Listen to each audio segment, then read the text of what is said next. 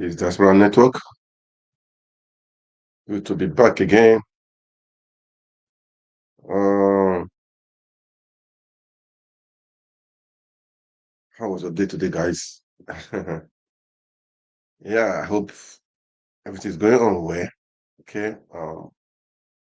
As I've always said, we need to encourage ourselves. Okay, let's keep on with the dream. Let's keep the hope on, and for sure, definitely, everything will be everything will be fine. Okay, everything will be fine. The things that know what you want, go for it. Keep on keeping on. Don't give in, don't give up. And you'll just be surprised, man, that everything will be cool. Okay. That is it. That is it. So this just for this evening, just to encourage you guys and to make sure we keep on the dream.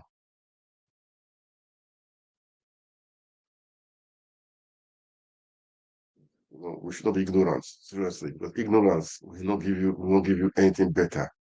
It's good to know what is happening around your world, know what is involved, know what is you need to do, what the steps to take, and definitely the dreams will definitely come true if you don't give in, if you don't give up. Okay, you know, every situation I would say encompasses three dimensions. You know, your perspective, others' perspectives, and the truth. Your perspective may not be the truth. Other perspective may not be the truth, but there are three perspectives. Okay, your perspective, others' perspective, and the truth. Okay, so if you provide this truth, if you provide the truth, not just your own something else, so you will definitely overcome challenges and hurdles. Okay, that is one of the secrets, and that's one of the secrets. That is the truth. You know? We have three perspectives: your own perspective, other people's perspective, and the truth. So, but the ability for you to take the truth will make you your dreams or your visions to be a reality. But if you have the ego, even when you are wrong, you say no, no, no, no, no, I will not take it. I will not take it. That will be a problem. And again, if you take people's perspective, you will get it wrong. So the truth is having the truth, knowing the truth, and using the truth. Okay, that is how it is, guys. So that is my advice this evening. So with that, I welcome you to Diaspora Network, and just just for us to share and to talk about a few things. All right, that is it. So definitely, Nigeria. I have to talk about Nigeria. I mean, Nigeria, really. That's how it is. I have to talk about Nigeria. Okay. Uh, that's our beloved country. Please, as you watch, kindly like, kindly share, and make comment. Okay. We see. What's be happening? It's a better gate, better gate, better gate.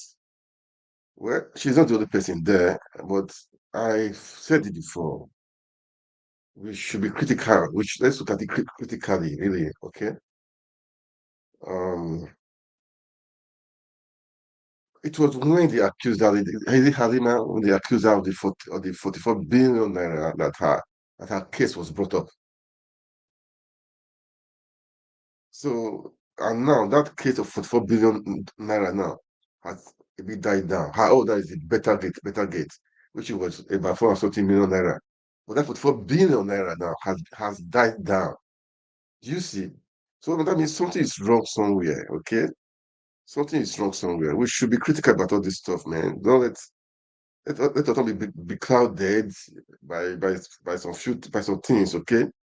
Let's be logical. Let's be critical. Let's face it. Let's analyze things critically. All right, it's better for us to analyze things critically and to understand things, because now that Halima now, her case has died a little bit. Meanwhile, that is the bulk of the money, 44 billion naira, and look at they said they recover 39 billion naira, and the case just died down, died down.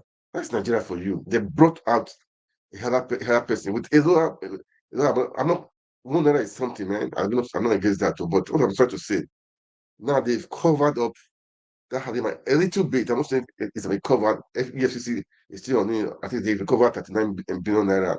But the truth must be told. Why was Betta own came out just at the same time? You know. So let's look at it critically, sha. Let's look at it critically, because uh, it's good to know the facts. Okay, I know maybe she made some mistakes. We don't know.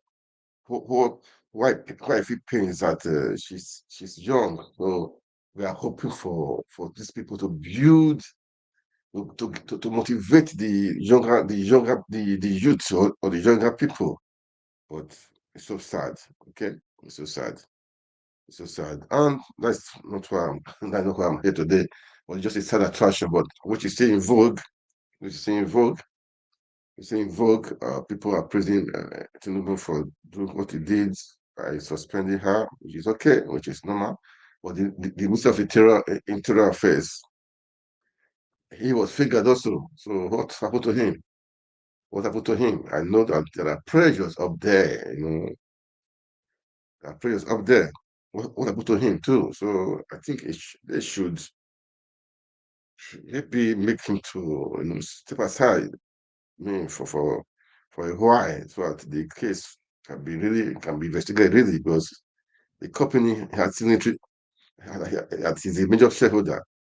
Well, I don't know how job they did. They want to face all those money. So, man, anyway, so we had some 2 days ago or so. What is his name? Odojo Okupe resigned from Labour Party, the Free World, was the former DG of Labour Party, and voila. I posted it on my on the wall. Voila, of all people, that one he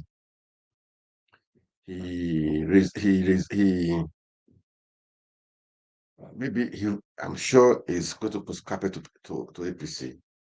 I'm very sure of that. I know I put the video on my wall anyway. I will just play the video again. I'll use that to kickstart the analysis of today.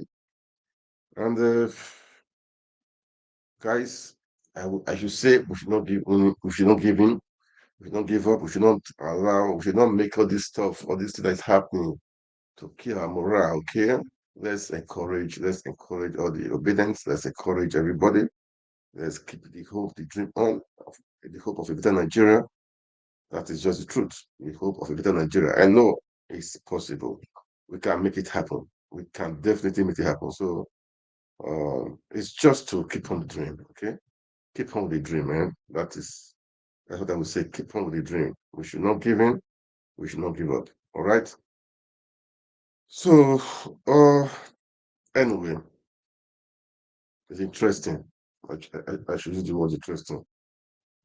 It's interesting. So, let me. This guy Boala, it was the. He's a PDP. This guy, if I tell you things he said about APC, the campaign and so many things, you would not expect people like this to cross carpet. You know what I'm saying? To just all of a sudden, is that a praiser, and the politicians are like that anyway. I said the politicians, they don't have ideology, or all of them, they're all the same. They go here, they go there. Where better face. People call them stomach infrastructure of politicians. You know, well, I know that he has the right to choose anyone to choose to go anywhere he want to go, but not with the rate. We don't with the rate they are doing things. Okay, let us watch. He went to go and see Tinubu yesterday when he came out, he made a press conference. But his name is Boala, and he was just Boalaing. He was opening his mouth and was just Boalaing. Let's listen to him. Let's listen to what he said. Ah, let's listen to what he said. But these are Nigerian politicians. What do you expect from them? Though he he resigned from the Labour Party, he said he has joined APC about all his name. I don't know. Um, these people, we cannot trust them. That's why we need people integrity, people we can trust, people we can we can rely on and trust. Who is a father to the nation, who God has given the opportunity to lead the country at this difficult time.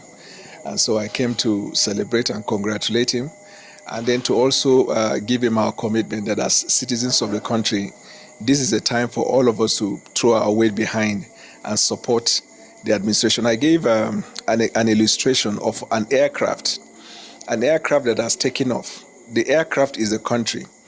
The passengers are the citizens. The pilot is Mr. President. His co-pilot is Excellency the Vice President. The cabin officials might be the ministers or other agents of the Federation. You may not like the takeoff of the airplane. You may have even your perspective about the way the pilot is, walking towards the turbulence, above the sea level. But one fact that must bind all of us is that the plane needs to land so all of us can be alive. When it lands, you can also say you don't like the way it lands. But at the 39,000 feet above sea level, the prayer of everybody, including the pilot and the passenger, will be the safe landing of the of the plane. Because if the plane crashes, apart from the aircraft getting destroyed, the pilot, the co-pilot, the cabin members, and all the passengers' life at risk. So at this difficult time, what we need is to throw our support and then see how we're able to navigate around, because there are difficult things in this country: hardship, poverty, insecurity, and the only way we can come together and support the achievement of this objective, I think, is for us to give our best in supporting the administration. So I came to congratulate him and then to tell him that I'm particularly excited about the recent policy decision he has taken to demonstrate that he's about the people and not just protecting his people. He took decisions against certain ministers who allegedly were, said to have committed infraction. The marked difference between him and the previous administration is that the previous administration may want to cover in order to avoid the backlash that the government is corrupt. But he is not about that. If this thing will touch on the poorest of the poor, humanitarian, that's the focus. And anybody who is caught wanting should not be covered. I told Mr. President I was thrilled by that decision. Yesterday again, he surprised us by the policy decision he has made to reduce the cost of governance. So it is like the unfolding. The most important thing in my communication with him was to look at his demeanor as he was talking to me about his passion for the country and the intention, to make sure that he leads a country with integrity.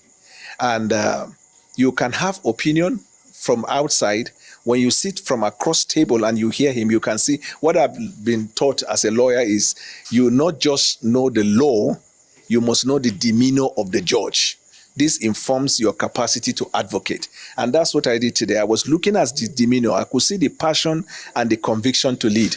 And that to me is exciting. It's not about party. This is about the country. Well, I'm here as a private citizen and who must be bound by the conviction we have towards our country and the need for us to push the country to a better place that we all desire. So I'm not here in the capacity of, first of all, I'm not even a leader in the PDP. I'm a private citizen. But you must also admit that I have had my history with Mr. President. When I was in APC, before the primaries, I was practically his key spokesman as at the time. And I supported his cause because I believed in him. And so I use this opportunity today to even touch on some of those past. And I'm very happy that instead of the president getting actually offended, he gave me some life lesson, about the fact that in life, if you are going to be offended because people took decisions that didn't favor you, you would never be helpful to anybody in life, or you can never relate with people. And so that largeness of the heart to me is encouraging. And I am also here to say I am supporting President Bola Ahmed Tinubu in achieving the objective of the problems we are in the country. I don't think that at this time of hunger and problems in the country, somebody should be here talking about party. And as per defection, God knows tomorrow. But I am fully committed to supporting the cause of President Bola Ahmed Tinubu. That has to be made clear. My God, the guy, all these politicians, man, they are the same people. They are the same people. They are really. I don't know when these guys will grow up. They are all the same people. Same people. Anyway, it's like defer to APC, to PDP, or to anything. That's my business. I don't really care. After all, the APC, they stood the election, and Nigeria, the life goes on. People are still suffering there. They are suffering. Well, Nigerians, they don't care. They don't really care. Life goes on. They don't give it. They don't care what is happening. They don't really care, which is too bad. Damn too bad. Damn too bad. Because we should uh, we should know that people are suffering in that country. People are really suffering in that country. It's a pity, oh. It's a pity, man. What do we do? I pray for them. I pray for Nigeria, man. That is it. But people are suffering. We should not run from it. People are really suffering, man. People are suffering. So, and these people, they don't have ideology. We just go for PDP to APC, move to here, move to here. They don't where benefits, where it can benefit them. They can't stand on the truth. They cannot just be lawyer for 1 year, 2 years. They can't just be um, you know, have a voice, even if it's a position. Are you don't you have something you are doing? Must is it politics, is it just the politics that gives you money? It will be a trader. He was a governor. He's still a trader. He's a trader now. He's a trader. So that guy, but like you said you are a lawyer. So why can't you go to your chamber and be doing something? Be a consultant. I know you have, and I believe you guys are doing, but must you be politics? Must you into politics? Go save our country, man. Go save our country. That's what I would say. But it's just a pity that people they are just doing their own. They don't care about the future of the country. It's too bad. They don't too bad. Okay. Let's see to Arise analysis. I like Arise analysis with their. Let's listen to the analysis and um, this about that article's aid and Edu suspension too. Let's talk about it. Let's analyze. Let's hear some few things. All right. Let's hear for few things. Uh, all right, guys. Let's watch. To supporting the Tinubu administration. Boala, who has been a strong critic of the Tinubu administration, while speaking to journalists, said he visited the president to celebrate and congratulate him for leading the country at a difficult time, as well as commend him for the policy decisions that he has taken so far, which demonstrates that he is for the people of Nigeria. So I came to congratulate him and then to tell him that I'm particularly excited about the recent policy decision he has taken to demonstrate that he's about the people and not just protecting his people. He took decisions against certain ministers who allegedly were, said to have committed infraction. The marked difference between him and the previous administration is that the previous administration may want to cover in order to avoid the backlash that the government is corrupt. But he is not about that. If this thing will touch on the poorest of the poor, humanitarian, that's the focus. And anybody who is caught wanting should not be covered. I told Mr. President I was thrilled by that decision. Yesterday again, he surprised us by the policy decision he has made to reduce the cost of governance. So it is like the unfolding. The most important thing in my communication with him was to look at his demeanor. as he was talking to me about his passion for the country and the intention, to make sure that he leads a country with integrity. But you must also admit that I have had my history with Mr. President. When I was in APC, before the primaries, I was practically his key spokesman as at the time, and I supported his cause because I believed in him. And so I use this opportunity today to even touch on some of those past. And I'm very happy that instead of the president getting actually offended, he gave me some life lesson, about the fact that in life, if you are going to be offended because people took decisions that didn't favor you, you would never be helpful to anybody in life, or you can never relate with people. And so that largeness of the heart to me is encouraging. And I am also here to say I am supporting President Bola Ahmed Tinubu in achieving the objective of the problems we are in the country. I don't think that at this time of hunger and problems in the country, somebody should be here talking about party. And as per defection, God knows tomorrow. But I am fully committed to supporting the cause of President Bola Ahmed Tinubu. That has to be made clear.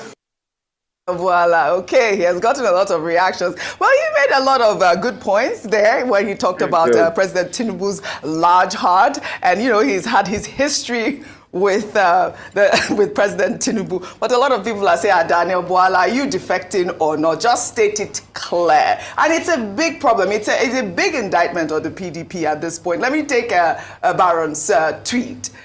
He wrote, Atiku Abubakar and the PDP are very unserious duo. Daniel Bwala decamped from the APC to the PDP on Friday, July 28th, 2023. 5 days later, on Tuesday, August 3rd, 2023, Atiku Abubakar appointed Daniel Bwala as his presidential campaign spokesman.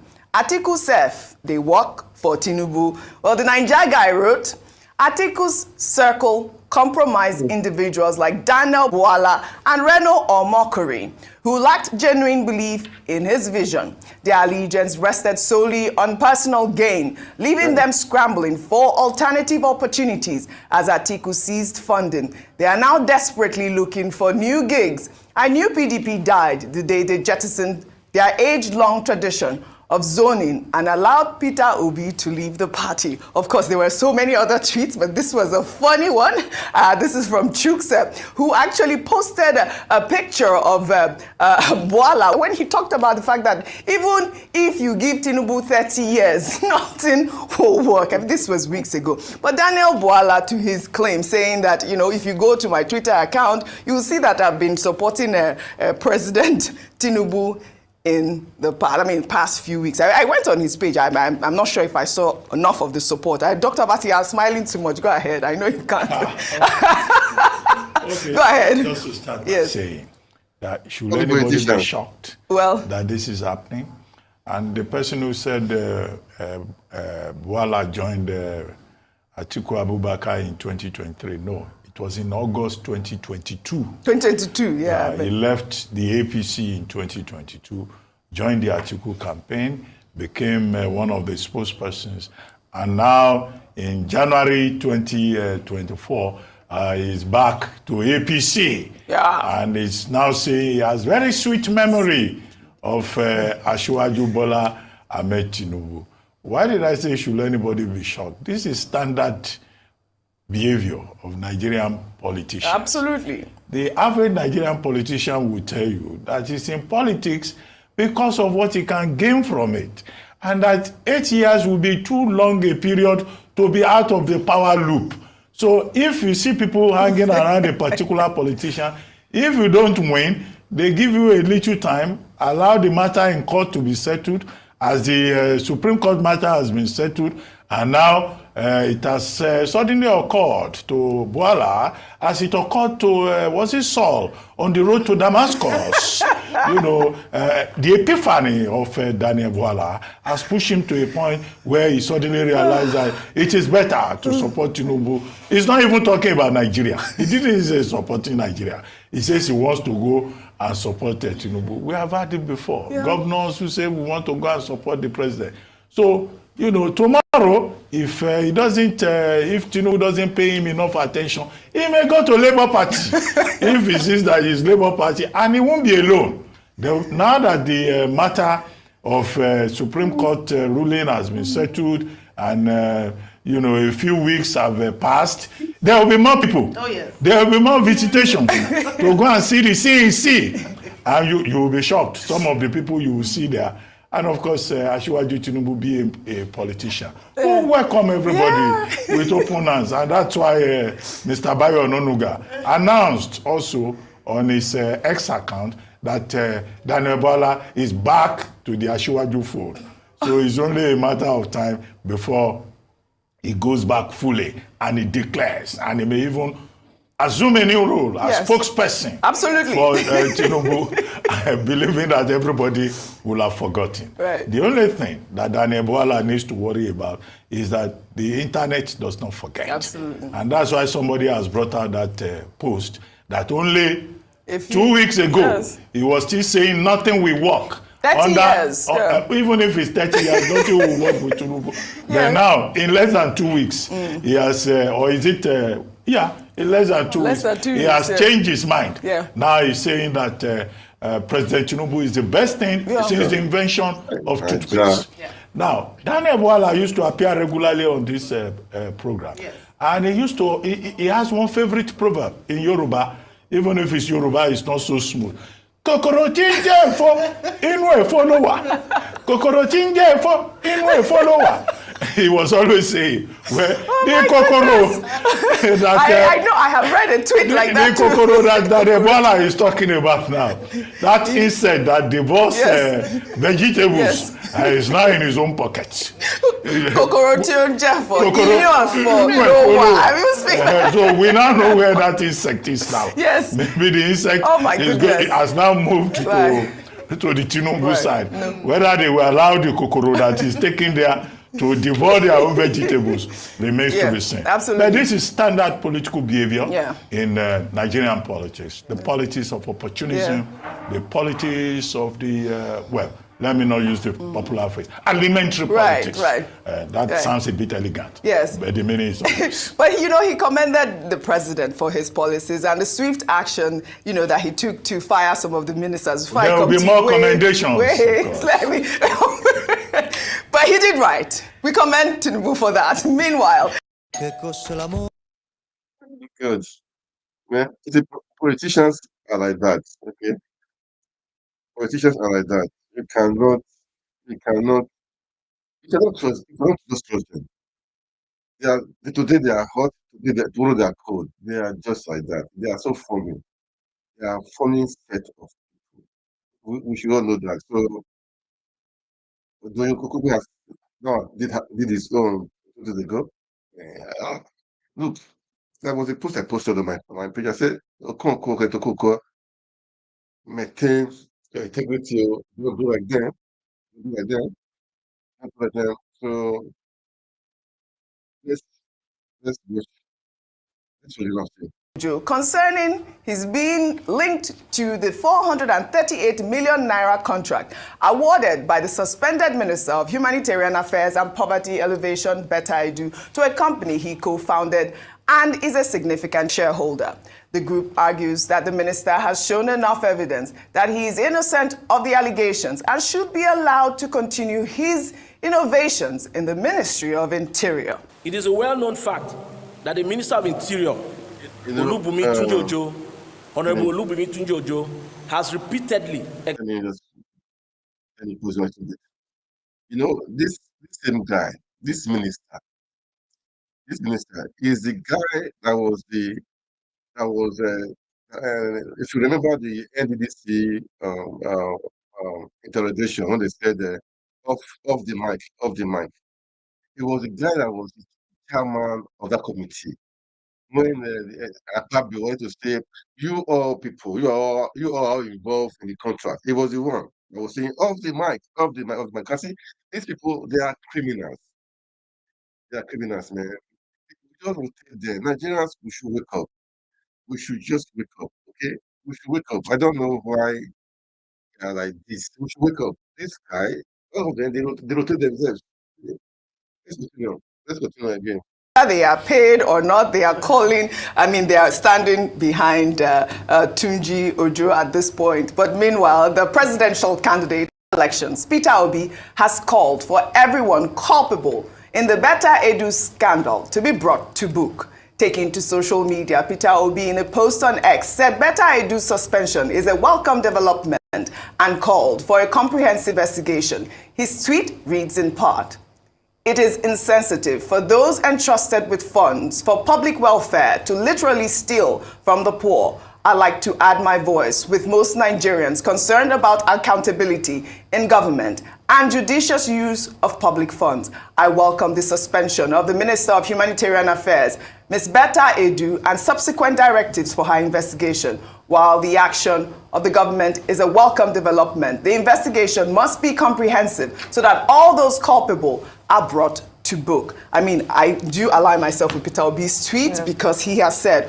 all those culpable, because it is money for the poor. Yesterday, we condemned in strong terms Tunji Ojo's involvement in this whole transaction. Yeah. He is the owner of a company that received funds from this scandal by the Ministry of Humanitarian Affairs. And I do think that he should also do the right thing by stepping aside. Absolutely. So the group is called the Civil Society for Good Governance, CSGGG.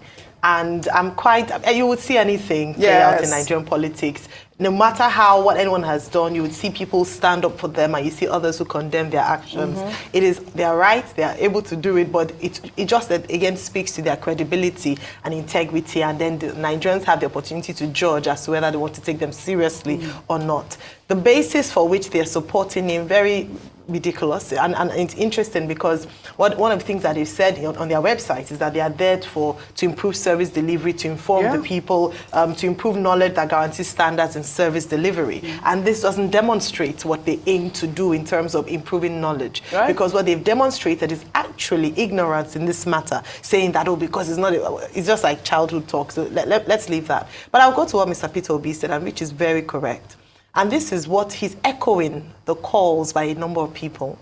Dr. Betta Edu didn't act in isolation. And if this situation is going to be used as a deterrent for future occurrences, then there must be all the people who were involved in this must be brought in to be questioned, and whoever is found culpable, even including, I said this when this news broke, the Accountant General of the Federation. Yes, she quickly extricated herself and responsibility, saying that she'd given advice I shouldn't have. I said that, why wasn't it reported? Why wasn't a whistle blown around this? You can't just say that I'm not there. But what did you do to ensure that the monies that was requested wouldn't go through? So those are some of the questions, and people have raised a few questions around that. They also talk about the fact that even civil service, the directors, the permanent secretary, the staff members also be brought in for questioning. Absolutely. And if found guilty, she shouldn't be the only one who should take the fall. Yes. And then goes back again to Mr. Olubunmi Tunji. As much as we expressed our pleasure in what he had done and commendation for the great work he's done,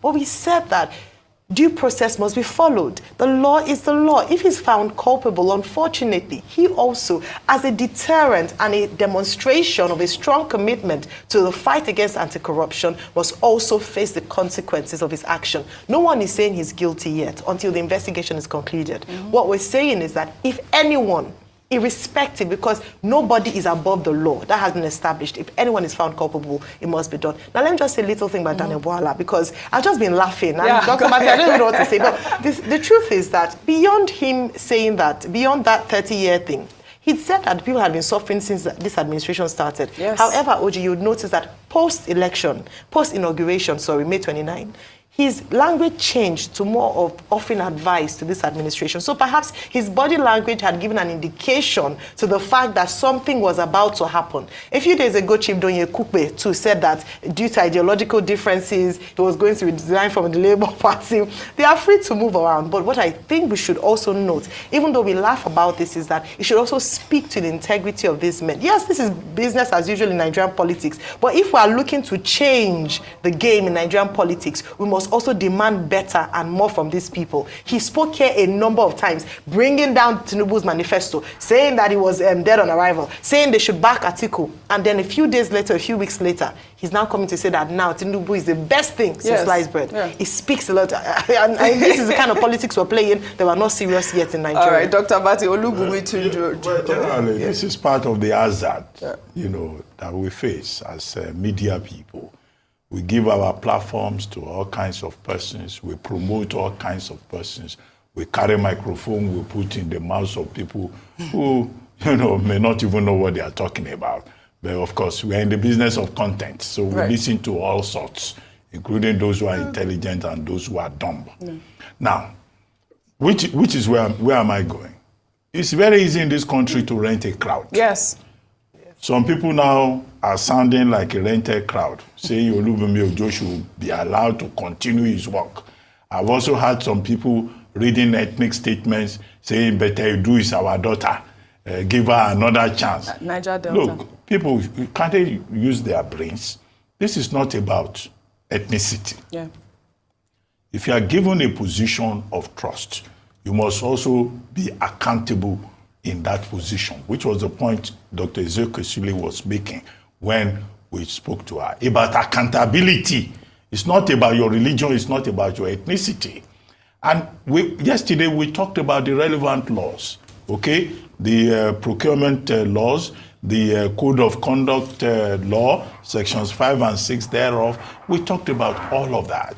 People are in a fiduciary position. They have fiduciary responsibilities. It's not a question of where they come from, which is why I agree with the points made by Mr. Peter Obi, that the suspension of the Minister of Humanitarian Affairs is in order, and that it is a big scandal, that at the same time that Betta Edu is being investigated, and the minister who was there before her is also being investigated. The person in charge of NSIP. And he made the point that let not the impression be created that the Ministry of Humanitarian Affairs was created so that people can use it as a conduit pipe. Yes. And then you say you are doing poverty alleviation, calling the name of the poor in vain. Unacceptable. The same argument made by Mr. Peter Obi and others applies also to Olubunmi Tunji Ojo.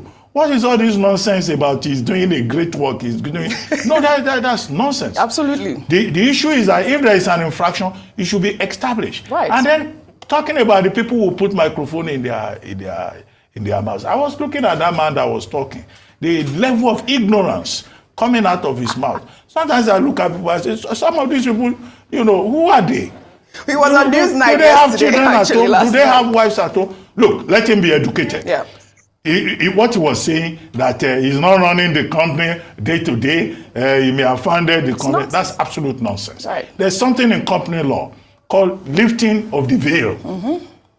And the locus classicus here is Solomon versus Solomon. Every elementary sophomoric student of law we know Solomon versus Solomon. What it means is that if you use your company in one way or the other to do any kind of fraudulent activity, the investigators, the law, will lift the veil. Absolutely. You cannot put the veil and say, I'm not involved in day-to-day running. I'm just a shareholder. No, the veil has been lifted. Absolutely. What we will now say is that the due process of law must be followed. Absolutely. Accountability must be established. Yeah. And I repeat what I said yesterday. President Tinubu must not take the bullet for any of his appointees. Absolutely. And I would like to leave off by giving this example of Bart Naji. I believe he was appointed power minister during President Goodluck Jonathan's tenure. And, he was found that he had connections with some electricity company that were bidding at the time. And in 2012, he had even resigned his position before he became minister. In 2012, they found out that he had that connection and he was forced to resign. So it is very important that people just accept this in a dignified way. I think Olubunmi Tunji Ojo should do the credible thing and step aside while the investigation takes place. We'll take another story. See, I said it. That Olubunmi, he was the one in charge of the committee that investigated the Senate chairman. As well was the NDDC chairman then. Because what I was saying, off the mic. These guys, they are all corrupt, man. They are all corrupt. Nigerians, they should wake up. Nigerians should, they are better wake up from the slumber, because this is not this is not just right. Okay, this is not just right. All right. I believe we can do better. We can really do better. All right. So for me personally, we should all wake up. We should all wake up. Okay. We should all wake up. Nigeria is too big for us to be joking with. It's too big for us to be joking with. These people they are jokers. They are jokers. We cannot, allow this stuff to be going on. It's not just right. It's not just right. Okay. It's not just right. That guy, he need to step down. They said he's doing a good job in the Ministry of Interior Affairs. But this thing, he has been implicated in this better gate. So he need to step down. He need to step down until we have a thorough investigation. Then, if he's free, they can come back. That's how it is, man. Better I do. I'm suspended. The same thing. Look, she was not involved alone. That is the truth. As I said before, 44 billion naira that was stolen right now has died down. Meanwhile, her own is just 400 and something million. So you see, there are many things happening. Many things happening. We should not cover up things, then use her as a scapegoat. No. Everybody that is involved in it. Because I heard it yesterday, she will talk. Many people are involved. She was just used. Maybe she was naive for her to allow herself to be used. Yeah, I would say that she was naive for her to use her head. She should be she should be smart, man. She should be smart, smarter than this stuff. Anyway, they are all repeat their rewards, all of them. That is the truth, which is good. I like this stuff that is going on. I like it. Let them. This government was not built on credibility. We all know that. So I don't really care about them. What I care about having a good Nigeria, making Nigeria work again. People, integrity. What do you expect? If the head is like that, what do you expect the body to be? It's like that, man. If the head is good, this is will not be there. I mean, before you shake, before you cough, you have to say, man, my the guy at the top. If he hears something like this now, what is going to do? But when you know that your guy at the top, if you don't do anything, and I think it's not the social media that is carrying all this stuff now. Nothing would have happened. Okay, nothing would have happened. So because social media, that is carrying, that is why they just have to act.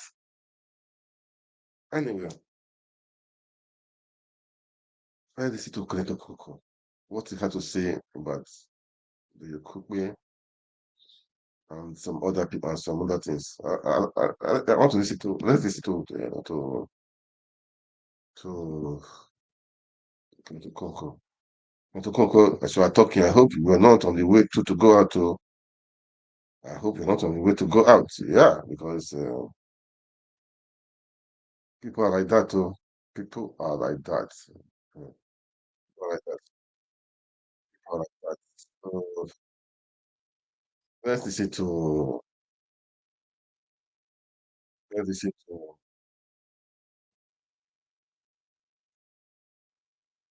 Um, let's go to this. Let's go to this question, okay? Yeah.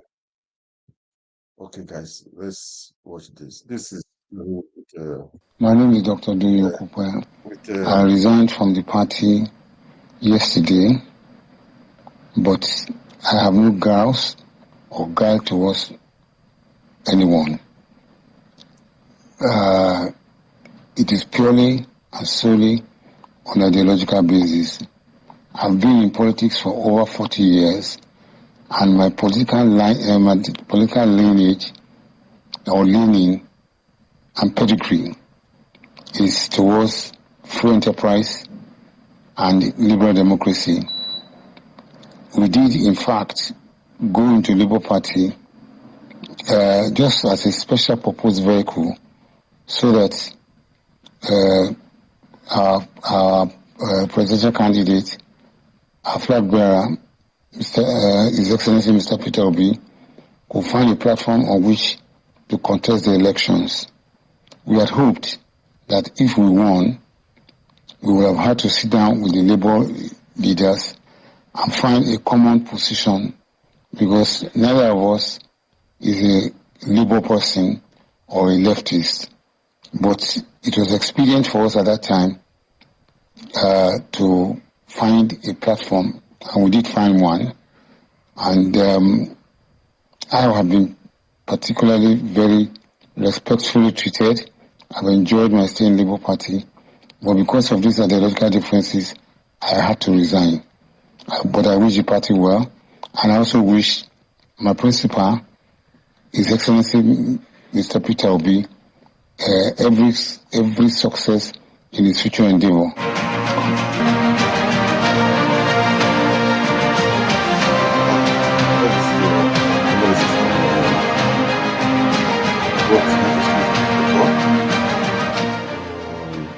Okay, welcome back. Well, yes, indeed, Mr. Kenneth Okonkwo joins us here this morning, spokesperson of former presidential candidate of the Labour Party. Good morning, and thank you for coming on today. Thank you very much. Thank you for inviting me. Yeah, by the way, Nigerians. I was talking about 5,000 naira for third-party insurance. No, I've been corrected. It is actually 15,000 naira for third-party insurance. So multiply that by, say, if a state has 10 million or 15 million people who have registered. That's how much we're talking about. Who will cancel that money? What happened to that money? Because I know you don't even bother. After you register, you pick and just say, please let them carry their wallet and go. You don't do anything with it. Where does the money go? And when you I think the most annoying part, Chamberlain, is that when something happens to your car, nobody knows when you actually claim that money. People still find themselves fixing the cars. Because if we know that insurance truly works, especially the third-party insurance, whenever it is you find car mishaps on the road, we shouldn't see people coming down and fighting. Yeah. It should be a case of I know I have at least third-party insurance, you should be able to take care of fixing your car. It's just that these days, when that happens, you first of all think, what can 15K do now with this accident? No, that's not how it works. That's not how it's supposed to work. It's the minimum you pay, but whenever it is that something happens, there should be an allowance, within which you should be able to fix your car. Yeah, but third-party insurance. Guys, sorry. Let's let's see to Okonkwo analysis. Some interesting response to some interesting answers to questions. Okay, that is what we need to do. Okay, all right, guys. Let's listen to Okonkwo.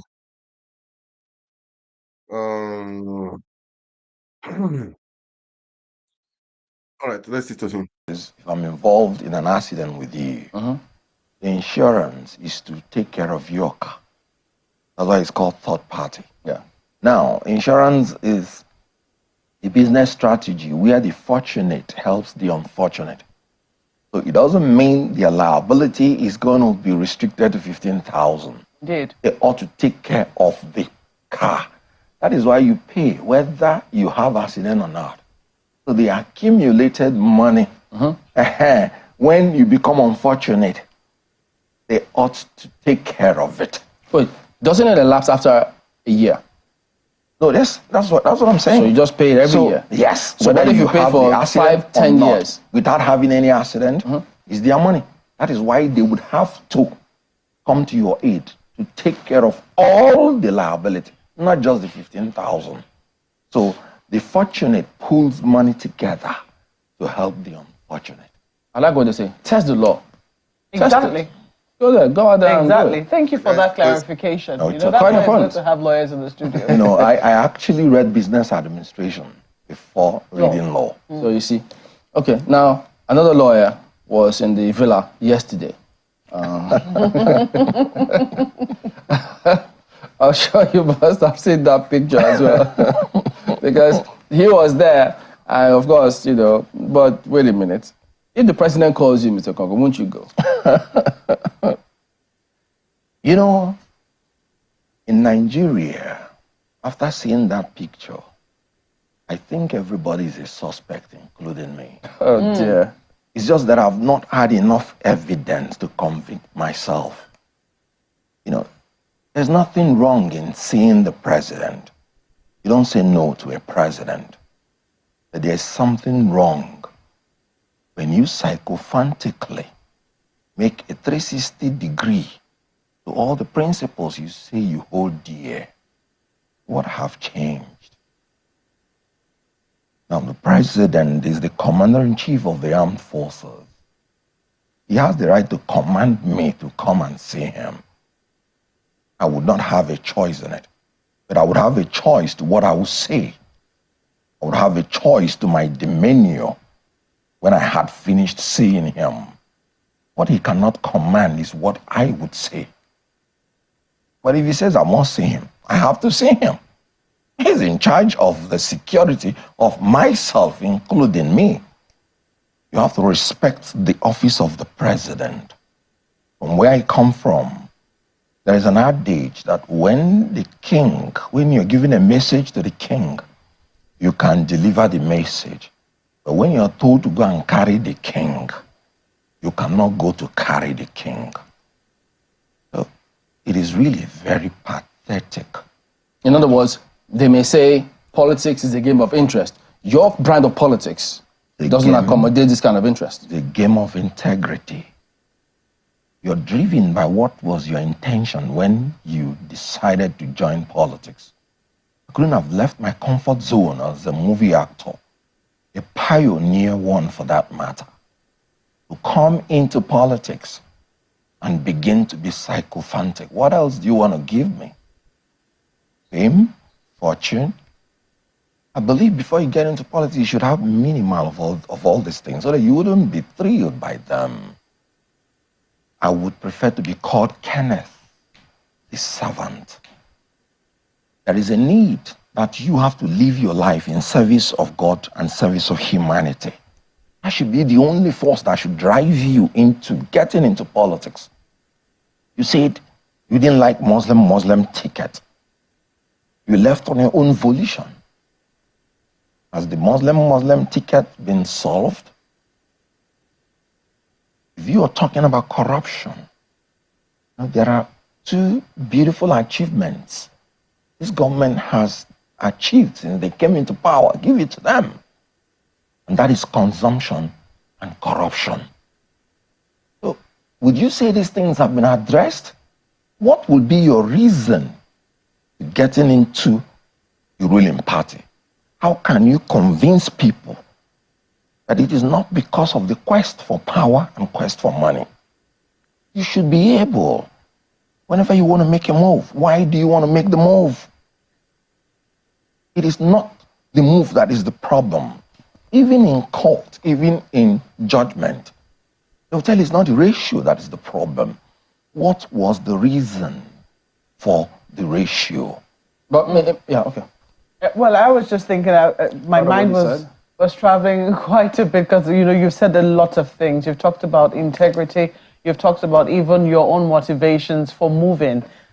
First, for joining politics, I mean to say, first I was just wondering, and this is just an aside, you know, whether or not it is not possible to be a movie actor at the same time be a politician. Are there two things that are, you know, mutually exclusive? No. So you could still have continued in your career? Absolutely.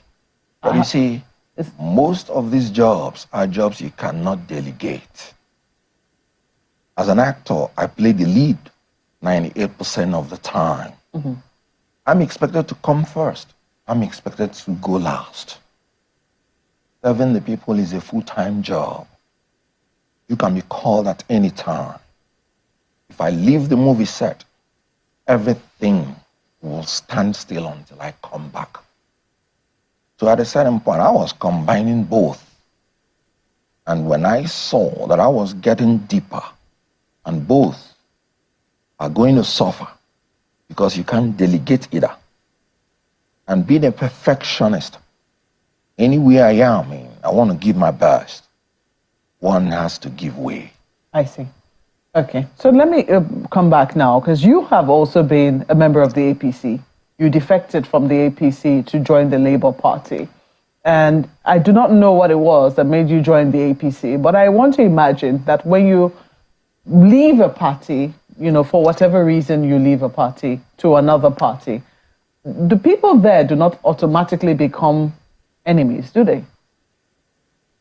First of all, I I'm always not very comfortable with the word defection. I resigned from APC and I joined another party. You defect when you move from a party to another. Let's say you are a member of the National Assembly. And in Nigeria, you must be a member of a political party to hold any office. Mm-hmm. So there won't be any chance for you to resign. In that circumstance, you can defect. Good. But when you resign and join another party, that's not defection. Okay, because you're not holding any public office. Absolutely. Okay, so, well, but I think the point I was trying to make is the fact that the people you met there, yes, some of them are people that you would have made friends with. Till today, they are still my friends. Exactly. So it has nothing how does it work then? In APC. Yeah, how does it, I mean, how do you manage such relationships? Oh, beautifully well. When you relate on the intellectual plane, there's nothing personal about it. You can be entitled to your own opinion, but you cannot be entitled to your own facts. So when you are honest and you put the facts on the table, everybody says it. You may be surprised that Nigerians know the truth. They simply don't have the will to implement the truth. Those people that are running to go and shake hands, they know the truth. Because it was the truth purportedly that made them to leave the place in the first place. So, if you are going back to the same place you left, purporting on the basis of truth, you better be able to convince people that there is another truth you have discovered that is non-existent. Okay, so, it doesn't make you enemies at all, okay, but it makes you to differ. Okay, so because a major defection happened from your party, Labour Party, to, well, I do not know that Dr. Doyo Kukwe has entered in any other political party. That's why you wouldn't use the word defection. Exactly. Well, so maybe major resignation. A major resignation. Let's just use the word. Let's use your term, resignation. No, but a major, leaving of a party happened within your own party. The former DG campaign manager of the Peter Obi and Dati campaign organization, resigned from the Labour Party. And he gave his reasons. He says it was on ideological grounds, that they had left a party, the PDP, a bit in a hurry, almost, and they were looking for a special purpose vehicle. And they found the Labour Party. For them, it was just a vehicle.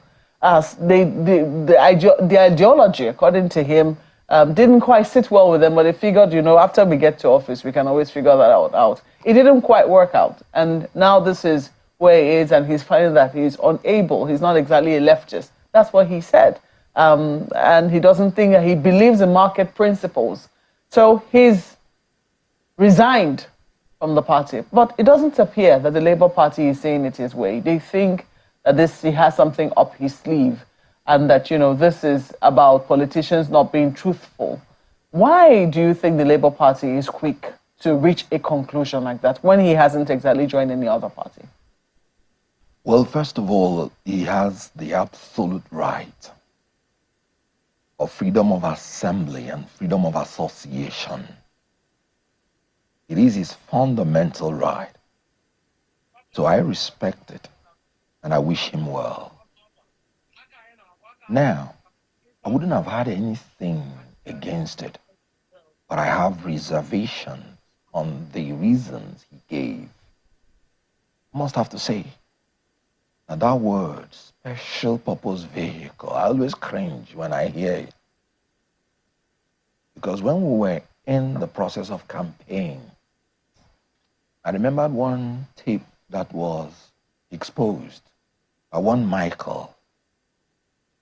And he said special purpose vehicle is the vehicle that politicians use to siphon money in the name of consultancy contract award.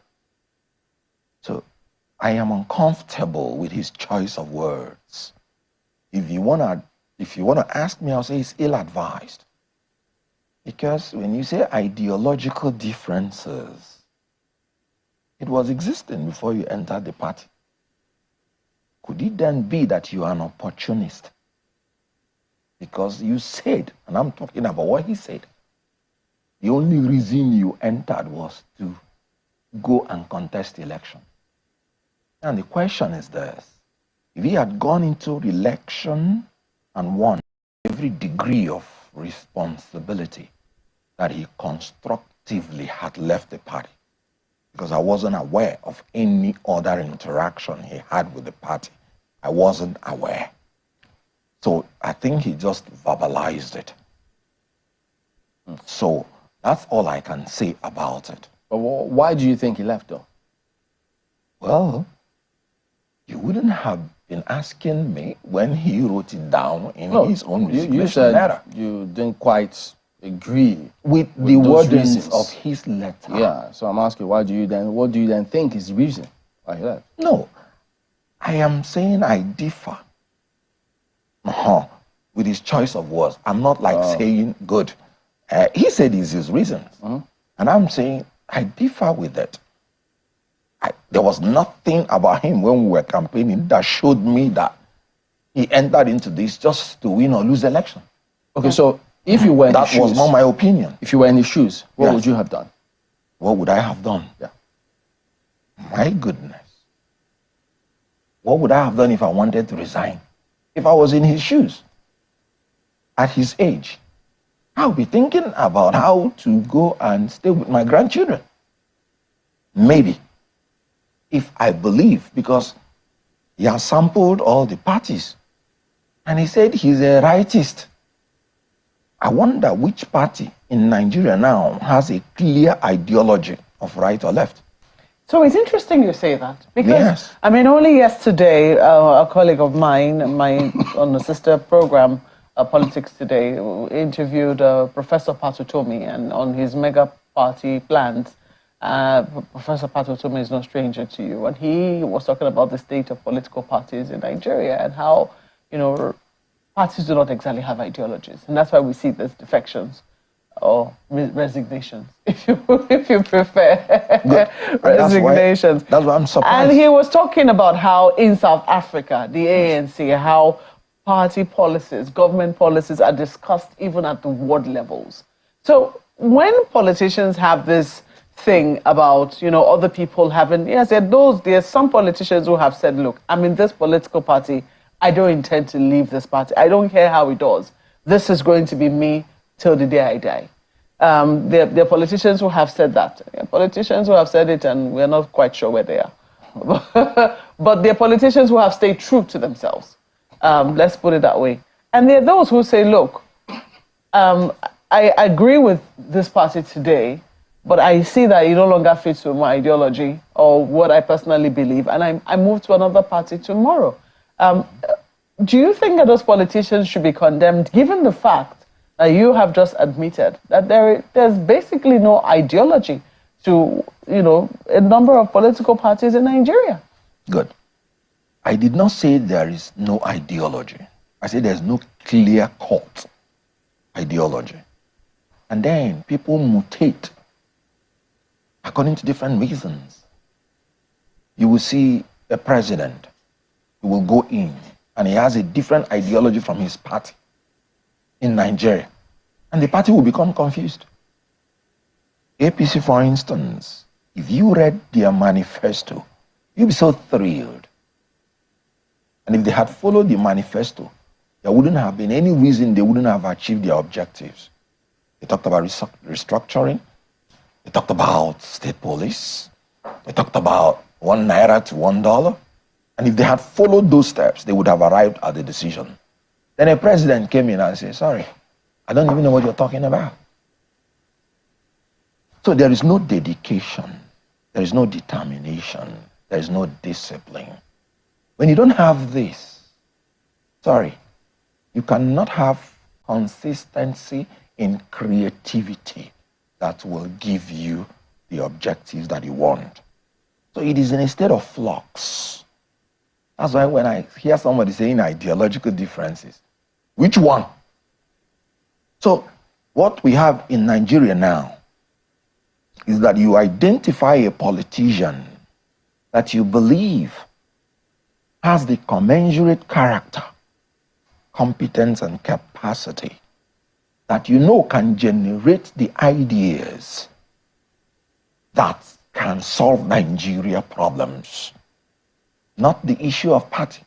Because you have to establish party discipline first before you can say the party can, impose its will on its elected members. That we don't have.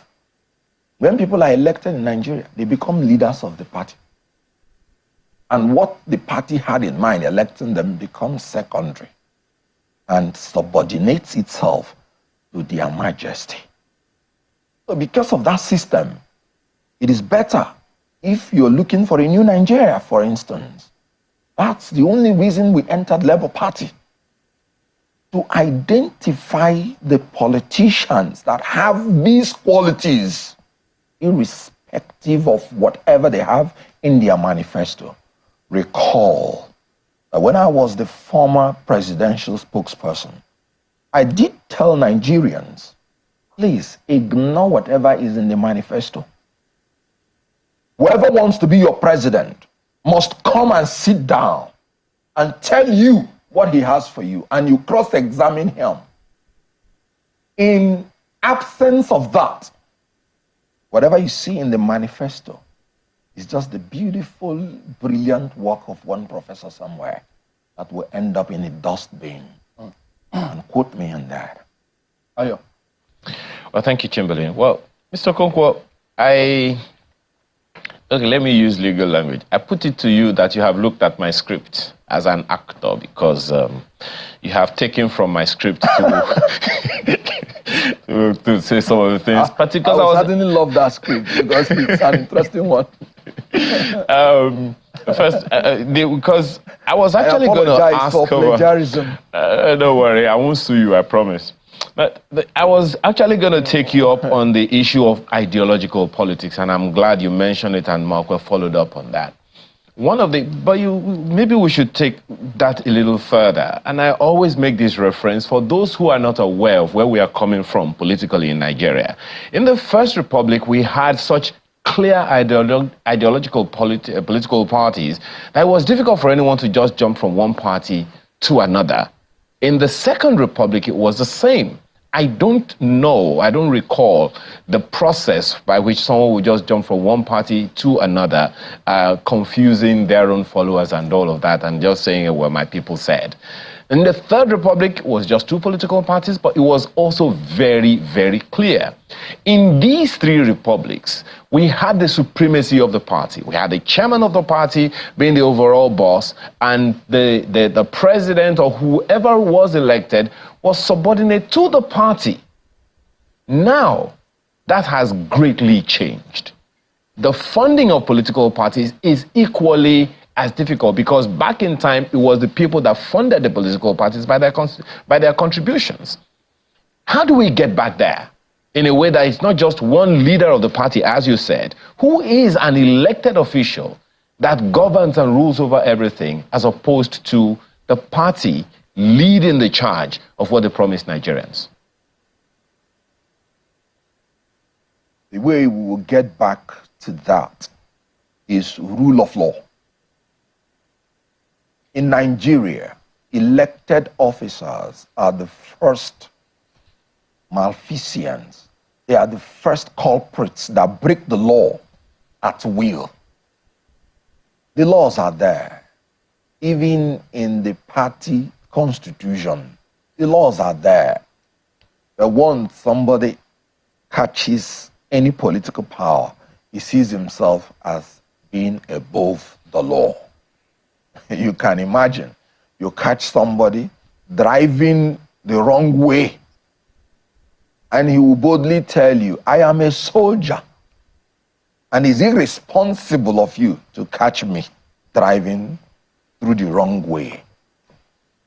This is the mentality. If we can implement the rule of law equally on everybody, that is the only route to get back to that. The days you were talking about, people had shame, they had conscience, and they had the ability to maintain the law. They were just coming out from colonialism, which they spent almost 100 years under. And it has already been entrenched in their DNA that you obey the law or you pay the penalty. So that is just what is happening. Indiscipline. Okay. Corruption. Carelessness. Okay. You are a member of, okay, let me just be clear. Are you a member of the Labour Party? Yes, I am. Okay. Can you give us an example of how it happens in the Labour Party, what things you think need to change? Because people hear more of the candidate, the presidential candidate of your party, than we hear of the chairman of the party or the other officials of the party. And then also talk to us about the funding of the political party, because that's another very, very intricate thing that determines to a large extent the ownership or leadership of the party. Well, like I told you, do not think that Labour Party is exempted from indiscipline. You know, before Peter Obi came into Labour Party, they didn't have much of elected officers. So you can only test the level of their discipline after we have now had some members that are elected. When this government wanted to corruptly enrich the members of the National Assembly by giving them 165 million naira each of 100% imported SUV, the Labour Party kicked against it. The Labour Party said, no, we don't want this. Nigerians are too hungry to afford this. But not one of the elected representatives of Labour Party, not to my knowledge, came out to forcefully say, my party has said this, and I'm not part of it. That is what we're saying. And that's why I said, unless the party elected leaders subordinate themselves to the ideology of their parties, we will not get there. And that is why I'm saying, whoever becomes the president is very, very important. I know what Peter Obi would have done. He did it in Anambra State. He was going with only 2 or 3 vehicles. He would drive himself to the filling station, and they will fill the cars, and he will pay. He will bring out money as governor and pay for it. Whatever money he's giving out, he's supervising it. So if Peter Obi, for instance, I'm just saying, had been president, then who are you to go and tell him he will spend 165 million naira to purchase SUV for you? And he will ask you, because that's what he will do. He will ask you why. And then you will tell him, you know, we have bad roads. You see, the reasons these people give is mind-boggling. That they have bad roads. This government has been, the APC government has been in power for more than 8 years. And they're saying they have bad roads. They need solid cars in order to ply the bad roads which they inflicted on the people. Then Peter Obi will say, okay, give me the list of those bad roads. You are elected people of your place. Let's repair the bad roads so that they can use made in Nigerian cars. So, but these people will say, no, let us acquire this machine. Of course, you know it's not bad roads. They just want to show off so that more of their picadillos can get attracted to them so that they will continue their Mr. Okonkwo, while in a number of people might speak to the probity of what you are saying, there are those who would also see that as erroneous in a democracy, because the independence of the legislature is very, very clear, particularly at the federal level. So I don't know, do you think the president would have had a say or would have been able to say no to the legislature doing whatever they wanted, as opposed to the people taking them on by themselves? Because you know that they have a first-line charge. Do you think the president would have had any say in whether or not these legislators at the federal level did whatever they wanted to do? First of all, according to the Constitution, the subheads of every expenditure is initiated by the executive. The legislature has the right only to approve. So you cannot be a member of the legislature and force it on the executive that you must drive SUV. Because everything must have to be in the Appropriation Act. But then if you're a president, you cannot be driving the most powerful SUV and then you have the right to tell the Senate president, no, you can't drive this. So if the president, for instance, says, it is the policy of this government that every official of the government must drive made in Nigerian car, it becomes a policy. The duty of the National Assembly is to make laws. Okay. Not to execute them or administer them. So if the president himself is using made in Nigeria car, I'll tell you, no member of the National Assembly will ever even have the guts to ask for it. Now, talking about the travel policy that the president recently came up with, of course, your candidate has also spoken about that one. But we had a guest in our studio yesterday saying that there are some things that the president cannot control. For instance, the president cannot control his own protocol. He can't control his own security. So in the name of cost cutting and all of that, do you think he was right? The senator we had in the studio yesterday saying there is nothing the president would have been able to do to say that his security personnel or his security protocol will not travel with him. But that, the news is that the president wants the security in all the various states to take care of him.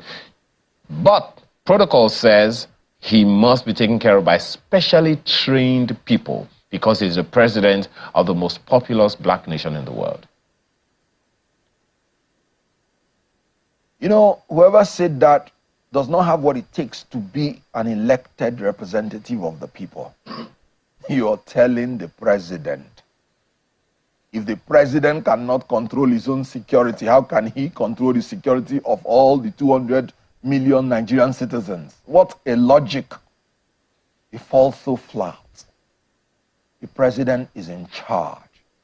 When Peter Obi was governor, they told him when you're traveling, large people will follow you. He said, no, I can carry my suitcase.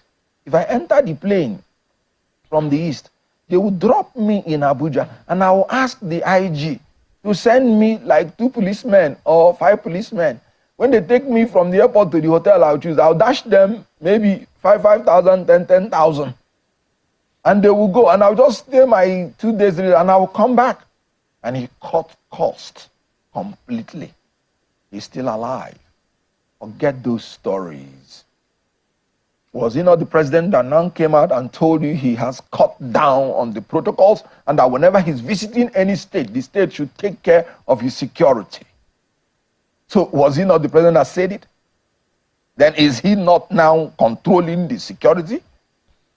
So forget all this sycophantic, unnecessary, illogical reasoning just to attract attention and favor from the leaders. So you don't agree?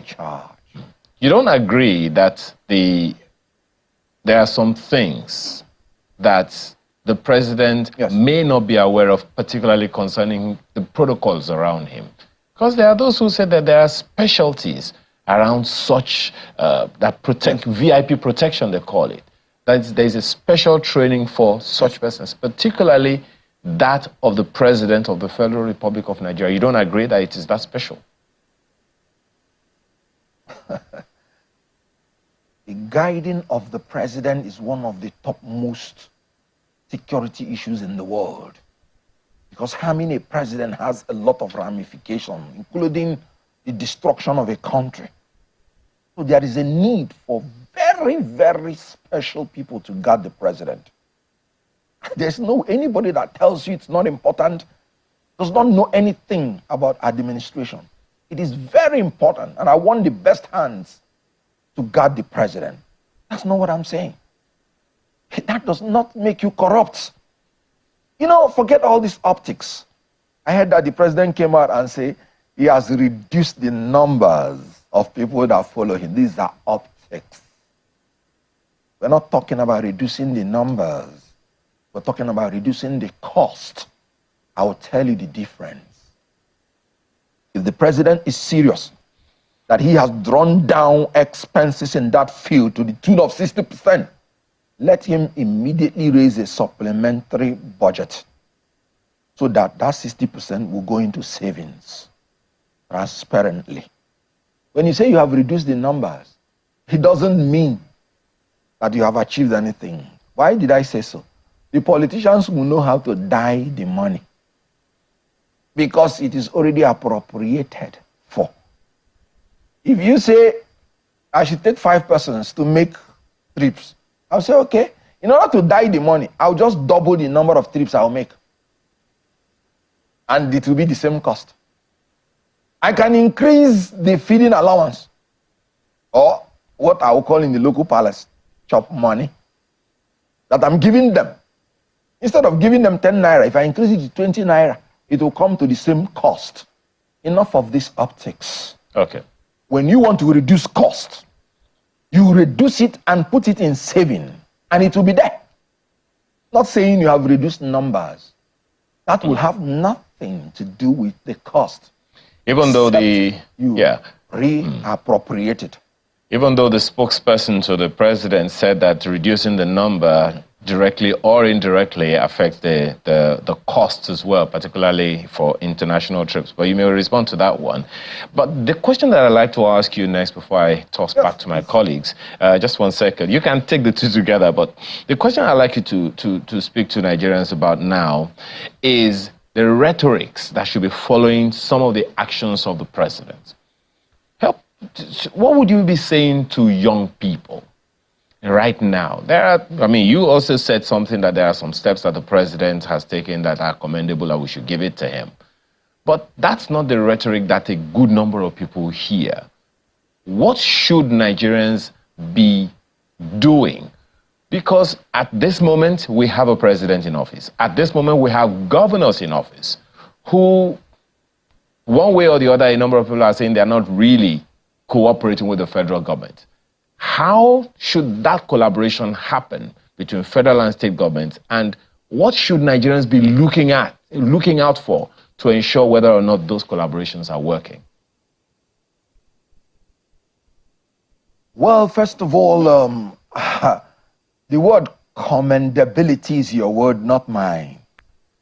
I never said there are things that they have done that should be commended. I said there are 2 achievements that they have made, and that is consumption and corruption. If you would commend these things, I would not commend them. I would rather condemn them, because we're talking about shifting emphasis from consumption to production. And what they have been doing since they came in is consuming, not producing. And of course, in a corrupt manner. Corruption is the abuse of public power for private gain. The dictionary will tell you that corruption means the fraudulent and dishonest conduct of people in power, specifically involving bribery, typically involving bribery. I don't need to tell you, that is what has just been going on.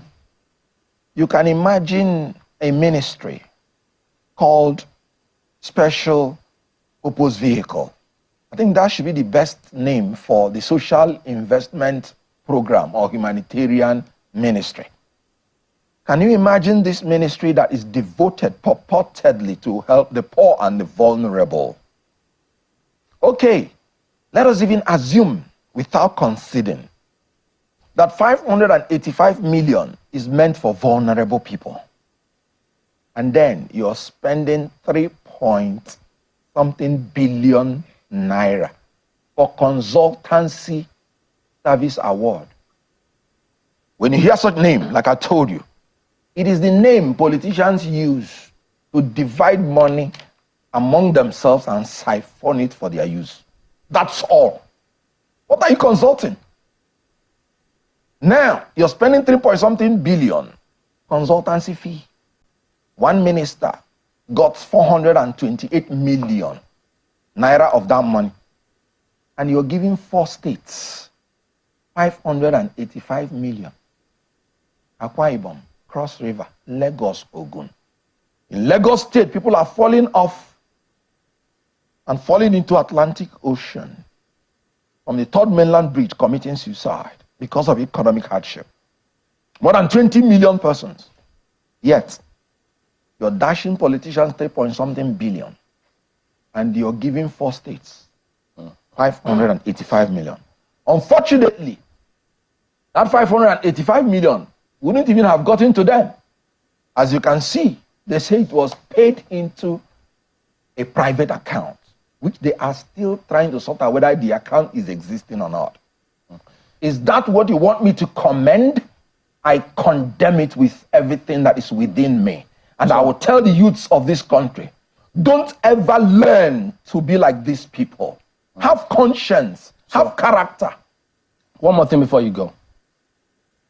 Let's talk about parties, new party that Prof was talking about yesterday. Should we expect a new political party? Is Labour Party going to be part of it? What's your impression about it? You know, personally, I believe that there has to be a kind of coalition. It's always advisable, because in any known democracy, two-party system will eventually be dominant. And that's the only way the opposition can make reasonable impact. And when it is an issue of Nigeria, it becomes almost mandatory. Where even if you win, you have to defend, unfortunately, your victory. So there is a necessity for that to happen. But you see, if they don't start early, grooming people who will take over the party to be people of ideology, people of character, the same virus. Would you be part of it? Infected, the other people will infect them. Would you be part of this if called upon? Watch me and watch where I am going. Where are you going? To a new Nigeria. Okay, because... And whatever is going to bring it to come to pass, I will be willing to be part of it. Maybe it's early days, and in any circumstance that I see that every of the platforms are infected and infiltrated, I will do sit-down look. Oh, okay. Because people wonder how that will play out. Because when he spoke about those other 3 persons, Atiku, Kwankwaso, Peter Obi, they all wanted to be president. So one wonders how that will play up in that mix. It will be interesting to see. Oh yes, if they only had been disciplined to the rules stated in their party constitution, there wouldn't have been any confusion. All right. Well, thank you for coming on. Right. I always like Atokoko analysis. I like his analysis. He's always, he's always. I mean, he stays straight ahead. He doesn't joke with it. That's why I like him. That is why I like to play his analysis and so many things. I just come in now. I mean, about an hour ago when I started this stream.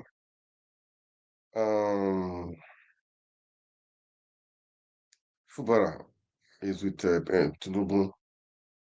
Maybe you know what is happening. We know what is happening in River State. Fubara should wake up, or that's what I will say. But I don't, as I said, I don't really care about Fubara here. But he should wake up. By now, it should be true with Tinubu. So I don't know what. If maybe before I go, if I have the news, I'll let you guys know. Okay, if I have the news of what transpired between him and Tinubu this evening, I will let you guys know. But Fubara should be careful with the Wiki and I don't really understand these people. So most Tinubu be saying, if you have grievances, that is what I don't understand. Like governor of a state, you have your own willpower. I should use that word. You have your constitution to follow. Most Tinubu that is APC, that says you that is in PDP, you are Wiki. You don't get it. That was why you went the last time. They gave you paper, write things for you to sign. You signed. And after you said, people are not saying on your behalf that you are privileged to sign it, and you are there again now. And yesterday, the so-called House of Assembly River State that resigned from PDP to APC, that decamped rather, and people were thinking maybe they should go because you've resigned from the party. That means you've lost your seat in the assembly. They told you, they sent to you that you must. It's nonsense. Anyway, Edo State elections is up on is gathering momentum. You all know that. It's gathering momentum. You all know that. So this guy Shaibu, the deputy governor, is not going ahead with the governor, and is a script that has been played out. I'm sure that don't ever trust politicians. Don't ever trust politicians. They will sell you out, and what we favor them, that's what they'll go after. That is the truth. So if you're a politician, you're having a personal enemy, or you're on your own. It's on your own, because they will definitely, frustrate your life. Now, Shaibu is fighting up and down. I don't know, fighting up and down. What is in his mind right now? I don't know. I mean, he's just trying to suffering and smiling, I should say. Let's listen to some analysis on the Edo We election. witnessed frictions between the governor, Godwin Obaseki, and his deputy, Philip Shaibu. But the dust seems to have settled. The Edo State Deputy Governor, Philip Shaibu, formally declared his intention to contest the 2024 governorship election in Edo State under the banner of the ruling People's Democratic Party, PDP, in November last year, describing himself as 100% homeboy, an allusion to the clamor that the next governor of the state must be someone who knows the state very well and not someone imported. A veiled reference to the touted candidate of Governor Obaseki, Shaibu hinged his campaign on 5 pillars of infrastructural development: economic diversification, education, and sports. Others are skills development and job creation, healthcare, social welfare system, agriculture, rural development, poverty alleviation, environmental sustainability, and transparent governance. He said while working closely with Governor Godwin Obaseki in the past 7 years, a solid foundation for progress had been laid in the state. Joining us on the show this morning to discuss his governorship ambition and plans for the people of Edo State if he emerges victorious is Philip Shaibu, Deputy Governor of Edo State. Good morning, Deputy Governor. Good morning. Good to have you with us in the studio. Thank you very much. Good morning. Good morning. Okay, I know you still talk about your plans for Edo State people, right? We've played the video of when you declared. We've listed some of the plans. But let's start with the big elephant in the room.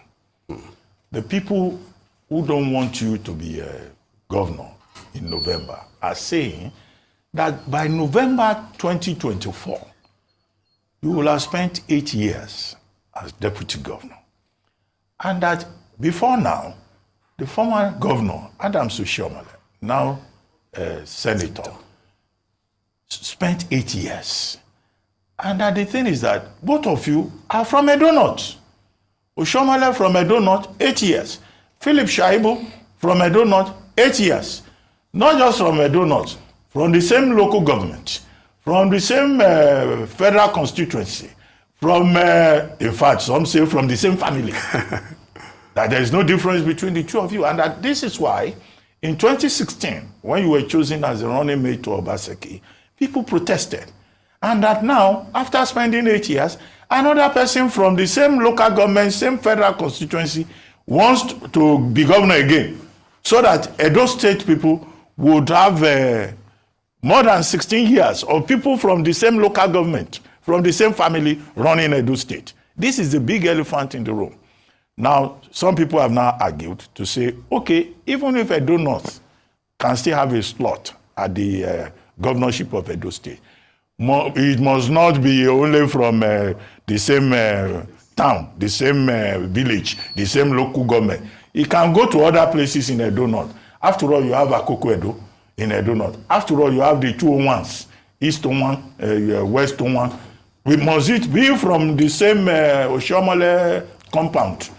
This is the big elephant in the room. What do you have to say? Well, I want to thank you for having me in the studio. It's interesting. First, actually, I was persuaded, and there was no protest. Actually, I didn't want to be deputy governor. I was very comfortable in House of Representative. I was persuaded.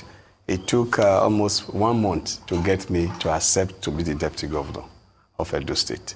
And there was no protest. It was persuasion. And my supporters and others said, look, you have to be there. And I accepted. Why? To add value to the ticket of Obaseki, because Obaseki was not known and he was not one of the politicians. So they needed a young, vibrant politician that has won election before and that can add political value and to the ticket. So I was actually persuaded to do.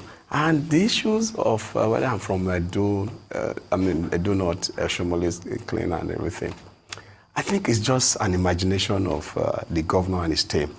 And they are pushing it just to have his partner to be the governor of Edo State. And that will not work. The people on ground, I'm a street person. And when I mean I'm a street person, I'm a really street person.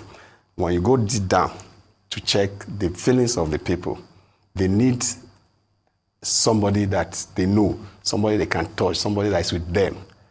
And if I must use the governors and his team word, they need somebody that is with them in the pepper soup joint. But they are now struggling to be in the pepper soup joint, and they cannot be there. And the pepper soup joint thing is that somebody that they can see, somebody they can feel. And I represent that person that they can feel. And that's where Edo people are yearning for now. Edo people don't want to experiment again. And one thing we should know, Edo election, we have midterm election. Any governor that is coming in have the first 1 year and the 3rd year to work. Because if you don't start your program from day one, as you are going to the 2nd year, you are preparing for national election. And as the national election is over, you are preparing for either your 2nd term or for another governorship election. So Edo State don't have time to experiment. We've experimented with Governor Godwin Obaseki. And some of us have to go extra mile to cover the gaps. People are saying Shaibu is one popular deputy governor. I only have 2 portfolios in government, but I have to be filling the gaps because I am close to the people and know what they feel. And so coming in from Esako, from Uzari, Shomole is from Ward 10 and from Ward 11. It's not the real issue. The real issue is what value am I bringing in? And if we want to talk about zoning and agenda, the real agenda is that Edo North has never been given ticket to contest for governorship of Edo State by the People's Democratic Party. And so when we go into the equity and fairness that the governor is sponsoring, that equity and fairness seems to favor PDP giving the ticket to Philip Shaibu. There are 2 of us that have come out from Edo North, Philip Shaibu and Ambassador Balogun. Ambassador Balogun is from Mesako East, I am from Mesako West. Nobody has come out from Onwa West, Onwa East, or Akoko Edo. So you can't force people to come and contest an election when they are not interested. So if any other person have come out from the other zone, of course the people will choose who they want. But I can tell you that the governorship of Edo State next year will not want an outsider. And the governor is trying to bring an outsider. And we will resist it. My contesting this election is not because just for the fluke. The people are interested in it, and that is why anywhere I go, you can see the organic support. My support is not procured, just the way the governor is wasting taxpayers' money to procure support for his candidate. So from what I can hear, Deputy Governor, the relationship between you and the governor is totally broken down. There's a breakdown in your relationship, and I can hear that. There are 2 things I want to ask you, because from what you say, from the very beginning, it seemed as if you were introduced to Governor Obaseki's campaign to help his campaign because you were more popular. Yes. Do you consider this a betrayal? Because I'm sure there must have been some sort of agreement for you to have taken on that role, for you, maybe 8 years down the line, he would then support your ambition to be governor. So do you consider that a betrayal? So then the second question, very quickly, is because in addition to the governor supporting and Mr. Ighodalo, I'm sure, Asu Ighodalo, the members of Edo North, led by Chief Mike Ogiadome, have also endorsed him. They had a meeting at Chief Ogiadome, who was the former deputy governor of Edo State House in Fuga, and they anointed him as their preferred candidate. That must surely hurt your campaign. And how does that make you feel, knowing that at least people that you must have worked with, whom you perhaps assumed were going to support you in your bid to becoming governor, have now put their weight behind the man that the governor is supporting? Yeah, I think let me start from the second question. Chief Michael Ogiadome is a leader I respect so much, and we've had an encounter in 2023 where he has to use the government office of the deputy governor machinery to come and rig election in my ward, and it was resisted by the people. Yeah, and we joined PDP, our mutual Reverend Father tried to reconcile us. So Ogiadome is somebody that I respect very well. But the meeting that took place in his house is just a meeting of him and some leaders and senior special assistants of the governor and special advisor. There's no party man, party executive that were in that meeting. No, the senatorial chairman is the one that ought to call for such a meeting. And I, as the deputy governor, in quote, the leader in Edo North, by my virtue of being the deputy governor, must sanction such meeting. So the meeting was called at the instance of former deputy governor. He knows that what he has done obviously offends the office. It's just an aberration, and it's leadership, an elder trying to provoke the anger of the people. And that's why I told all my supporters not to be provoked. We should be focused. Let's face what it is. So what he has done is null and void and doesn't have any consequence. And when you look at that table, all of them that are sitting at that table, for the past 4 elections, they've not won their unit or ward, including Michael Ogiadome. So how does it add value to PDP? It doesn't add value to PDP in terms of the party. It doesn't add value to PDP in terms of general election, because Chief Ogiadome, former deputy governor, former deputy chief of staff, former chief of staff to the president, for the past 3 elections, he has not won his unit and ward in general election. So it doesn't have any value. But it just gives them that feeling that just to create this media hype, somebody is being supported. But that we that are playing the practical politics knows that they have no consequences, are not offended my campaign. But the first question, a betrayal. I feel betrayed by the governor. I feel very betrayed, not just being betrayed. You see, when we go to church, there are certain biblical verses that is becoming to make meaning to me. There's this particular verse that have been going through my mind since this incident started, especially the last one that just happened again, coming to Auchi Day first today. The heart of man is desperately wicked. So when I see what the governor is doing and relate it to what the verses of the Bible say, it's now making meaning to me.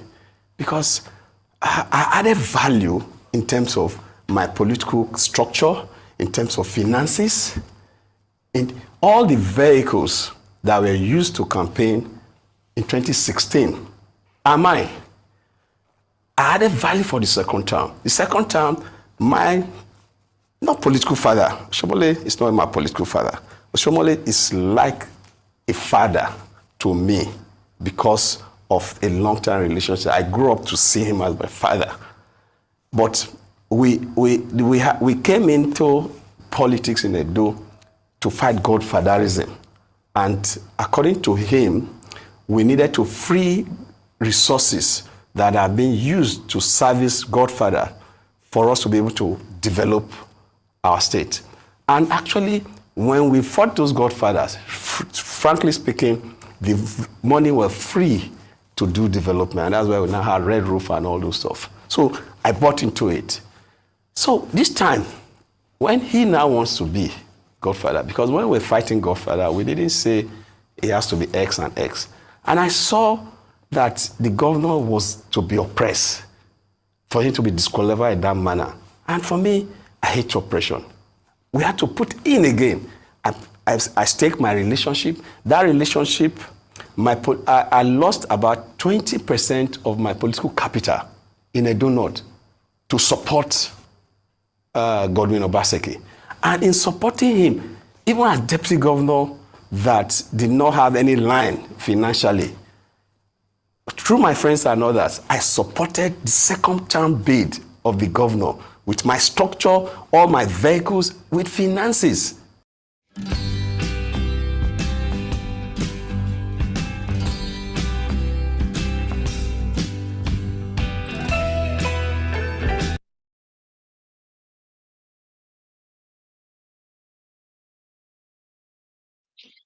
Yeah, guys.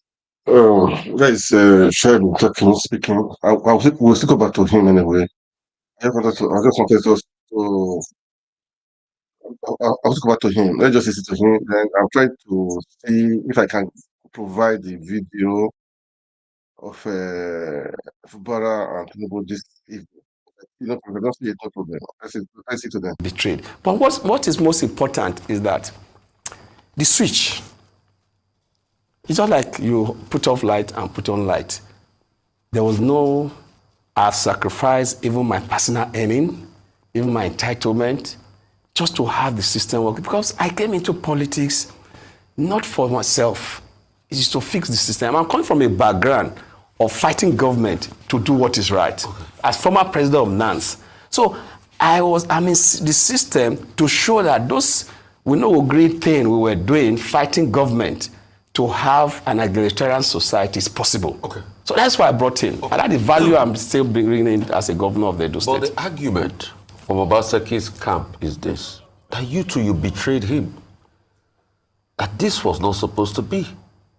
Your ambition and all of this fight and break paths, that you betrayed him. The argument a lot of people have against you is the fact that you betrayed Oshomole, your father. So you have also betrayed a lot of people. And going back to the Bible, like you were quoting, the heart of man is desperately wicked, who can fathom it and all of that. The Bible also says, do unto others what you want done unto you. But a lot of your critics are saying, you too have not done unto others what they want done unto you. They claim betrayal. Secondly, they say this your ambition too is betraying the hopes and aspirations of the Edo Central people. Where Asue Godalo, the big elephant is in the room, I'm sure it's the one that you are saying we don't want foreigners in town. But they are saying since the time of the botched administration of Professor Sarami Osumbo, which is also, I hear, is also trying to run in this race, that they've had nothing in Central. That what do you want them to do? People are also saying that you don't even have your leg firmly rooted in Edo North, that you struggle to win elections there. And all of that. So these are all the things they have against you. They call you a betrayal too. That's the position of Obaseki, and he constantly says it. He calls you a betrayer. And I don't know, you guys have tried settling your fight, but it's not happening again. That's why I want to ask, did he make a promise to you that he was going to give you governor when he leaves? There was no formal discussion on who becomes the governor after Obaseki. So he didn't promise you There anything? was no formal discussion on that. There was no formal discussion on that. What betraying?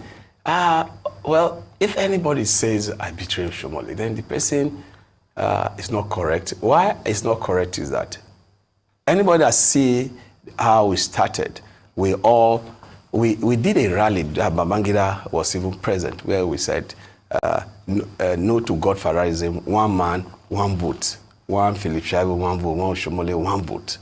And we all came with that matter, no to Godfatherism. So if we agree as a group to say we will fight Godfathers, so anybody that come out, even if Philip Shaibu try to be Godfather, it should be crushed. Even the governor, to tell you that, even the governor in 2020, he came out publicly to say we came on the platform to rescue Edo State and to fight Godfatherism.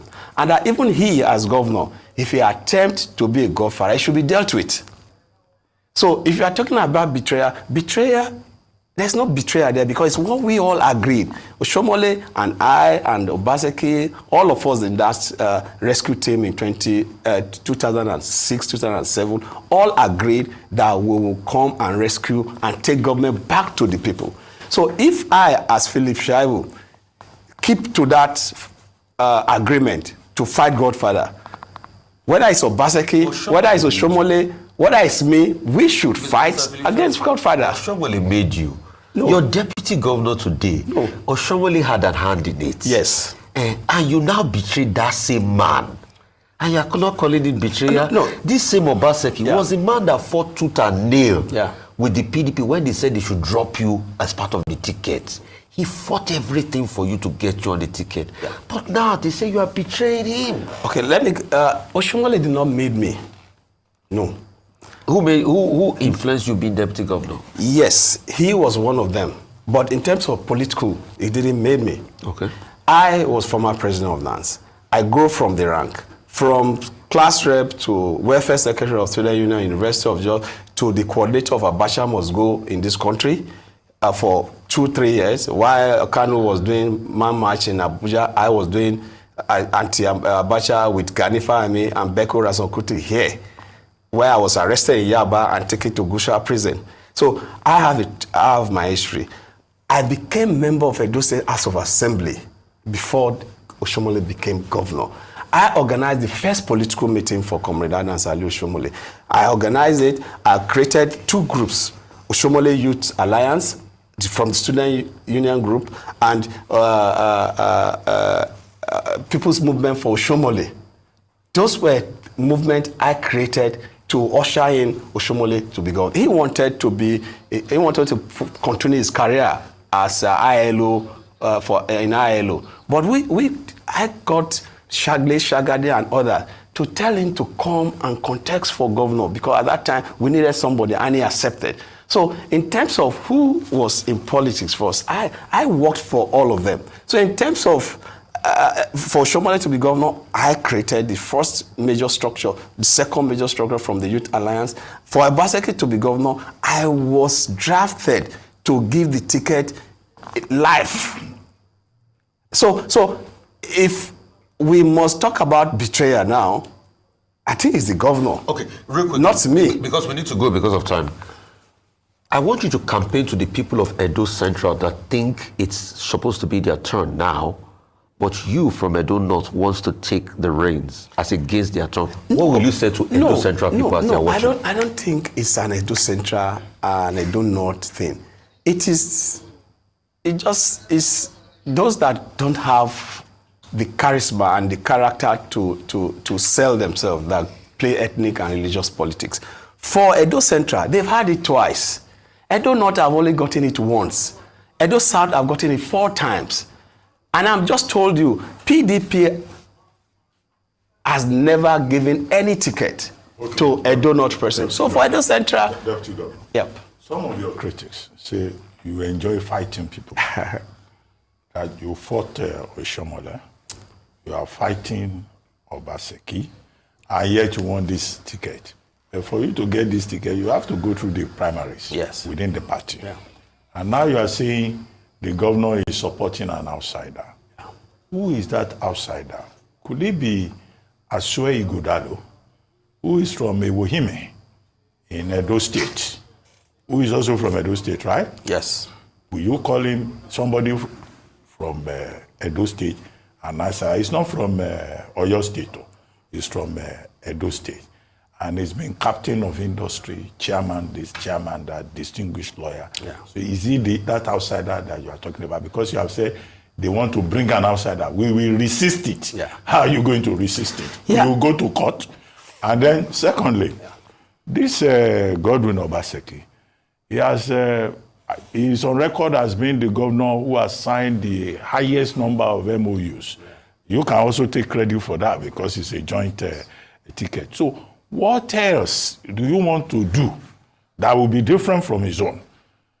So what is that new thing? Are you saying that Obaseki has failed and that you are the person who can come and do something different? What exactly is in that unfinished business in that Osadebe house? Yeah, there is a lot of things that we need to deal with. I just told you infrastructure need to drive everything we want to do in the state. Majorly, if you check our growth, it's been, it has increased, but at slow pace.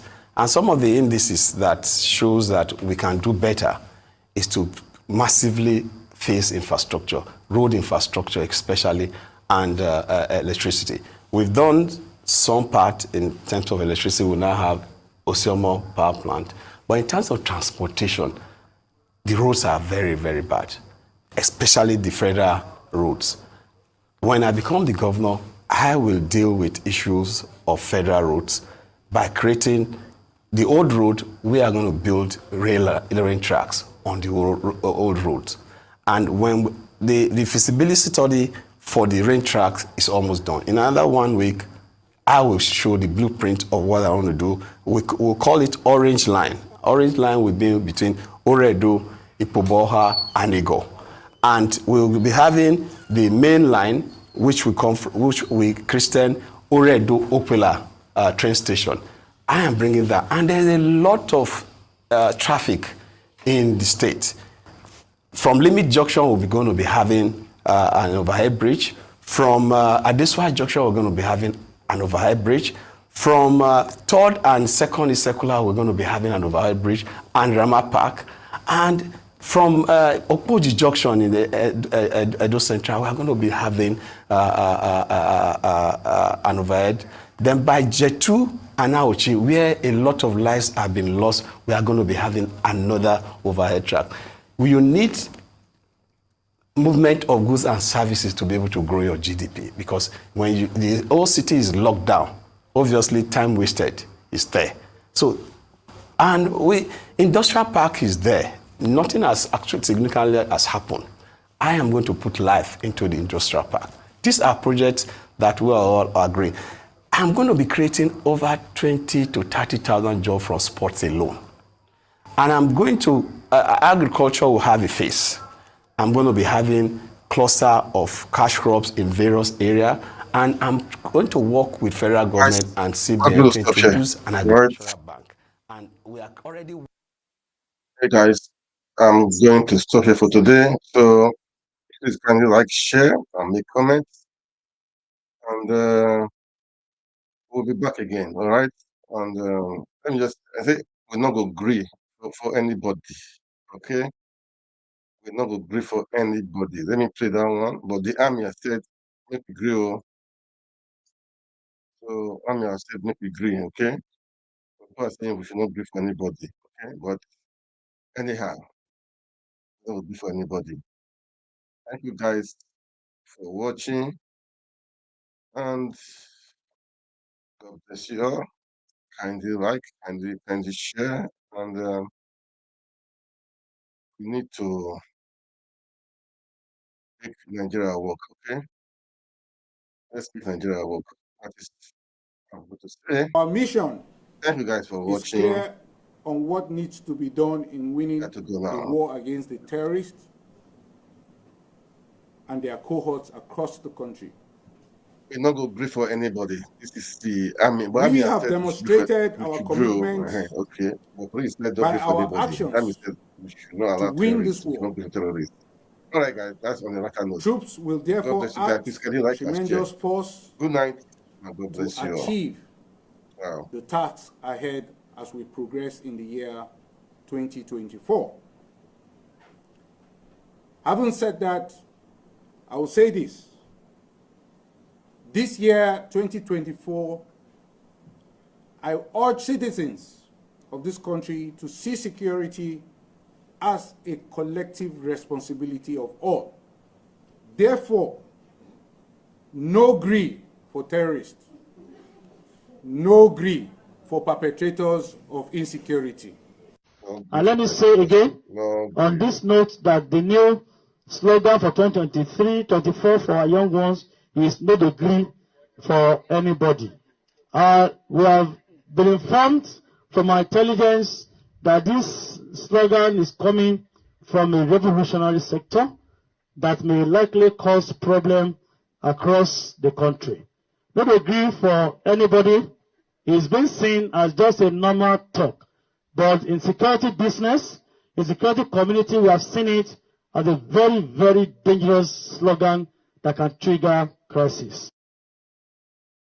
Yeah, don't grieve for anybody, okay? Thank you, guys. I think I can share. Good night.